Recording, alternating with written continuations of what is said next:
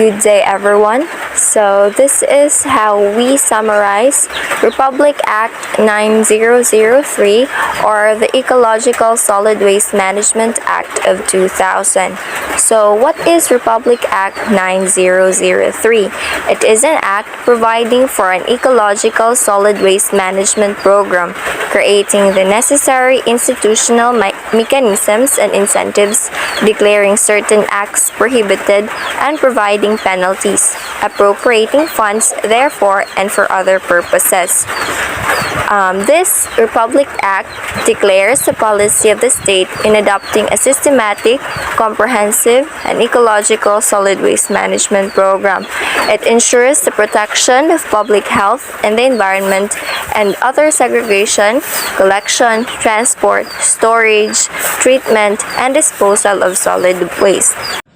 So for the Declaration of Policies, Section 2, the Republic Act 9003 requires all particularly local government bodies to implement a systematic, comprehensive, and environmentally sound solid waste management program that ensure protection of public health and environment, utilize environmentally sound methods, set guidelines and targets for solid waste avoidance and volume reduction, ensure the proper segregation, collection, transport, storage, treatment, and disposal of solid waste, promote national research and development programs for improved solid waste management and resource conservation techniques, encourage greater private sector participation in solid waste management, retain primary enforcement and responsibility of solid waste management with local government units, encourage cooperation and self-regulation among waste generators,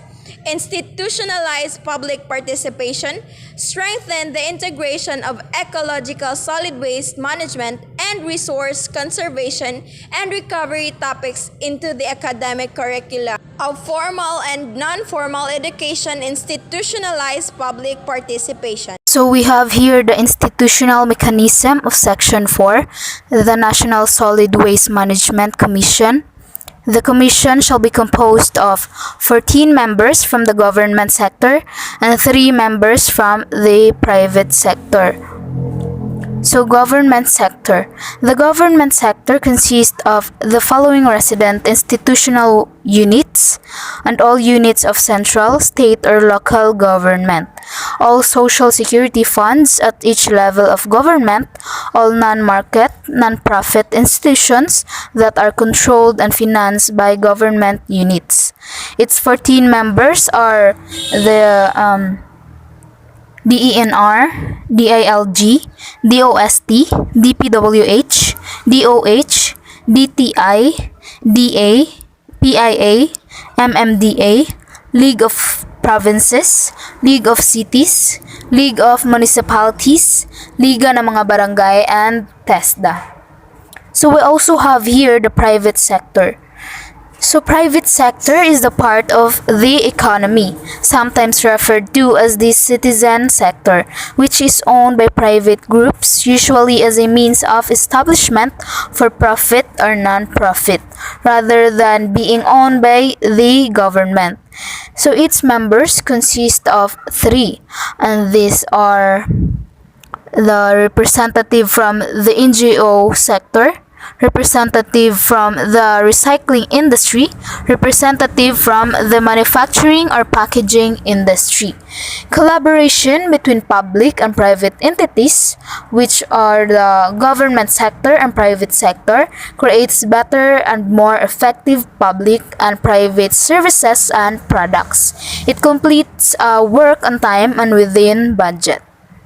So thank you for that. Next, we have the comprehensive solid waste management, which are the segregation of waste under Section 21 to 22, the collection of transport and solid waste under Section 23 to 25, and the recycling program under Section 26 to 33, which are the eco-labeling, reclamation programs and buyback centers, the 9 environmentally acceptable products, recycling market development, establishments of LG materials recovery facility, and we have composting under section 34 to 35, the waste management facilities under section 36 to 42, which is prohibition against the use of open dumps for solid waste, siting, establishments, and operating a sanitary landfill. And lastly, we have the local government solid waste management under section 43 to 44. So, it refers to the systematic management of operation that provide for waste segregation at the source, segregated transportation, the storage, transfer, processing, treatment and disposal of solid waste, as well as all other waste management activities that are environmentally friendly. So we have the comprehensive solid waste management. As per all of the section here, it's quite understandable to each one of us. We should be more focused on like to be more environmentally friendly. And now for the incentives. Incentives are rewards, monetary or otherwise, that shall be provided to individuals, private organizations and entities, including non-government organizations that have undertaken outstanding and innovative projects, technologies, processes and techniques or activities in reuse, recycling, and reduction. So the said rewards shall be sourced from the fund herein created. Also, according to this Act, an incentive scheme is hereby provided for the purpose of encouraging LGUs, enterprises, or private entities, including NGOs, to develop or undertake an effective solid waste management or actively participate in any program geared towards the promotion thereof as provided for in this Act. The penal provision of Republic Act 9003 would be as follow. Littering, throwing, dumping of waste in public areas, that would be fine of 300 to 1,000 pesos, or community service between 1 to 15 days or both. Open burning of solid waste in undertaking activities or operating, collecting, or transporting equipment in violation of sanitation operation, that would be fine of 300 to 1,000 pesos, or imprisonment between 1 to 15 days or both. Causing or permitting the collection of non-segregated or unsorted waste, squatting in open dumps and landfill, open dumping, burying of biodegradable or non-biodegradable materials in flood-prone areas, and unauthorized removal of recyclable material intended for collection by authorized person, that would be fine of 1,000 to 300,000 pesos, or imprisonment of 15 days to 6 months or both. Next, for the establishment or operation of open dumps and the manufacture, distribution, or use of non-environmentally acceptable packaging materials, the first violation would be 500,000 pesos plus an amount between 5 to 10% of its net annual income of the previous year. The second violation would be imprisonment between 1 to 3 years. Importation of toxic waste, misrepresented as recyclable or with recyclable content, would range up to 10,000 to 200,000 pesos, or imprisonment of 30 days to 3 years or both. Lastly, the construction of any establishment within 200 meters from open dumps or controlled dumps or sanitary landfills would range up to... To put it simply, Republic Act No. 9003, otherwise known as Ecological Solid Waste Management Act of year 2000, sets the standards when it comes to the classification, isolation, and overall management of waste in the environment.